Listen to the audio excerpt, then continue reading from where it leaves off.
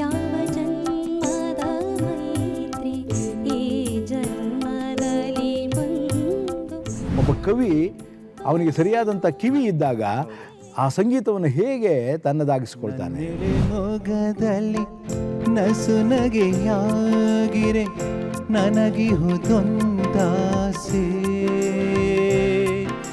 ನಮ್ಮ ಇಡೀ ಕರ್ನಾಟಕದ ಸಾರಸ್ವತ ಲೋಕದಲ್ಲಿ ನಮ್ಮ ಸಾಂಸ್ಕೃತಿಕ ಲೋಕವನ್ನು ವಿಜೃಂಭಿಸಿದವರಲ್ಲಿ ಕುವೆಂಪು. ತೆರೆದಿದೆ ಮನೆ ಓ ಮಾತಿದೆ, ಹೊಸ ಬೆಳಕಿನ ಹೊಸ ಗಾಳಿಯ ಹೊಸ ಬಾಳಲು ಅತಿಥಿ.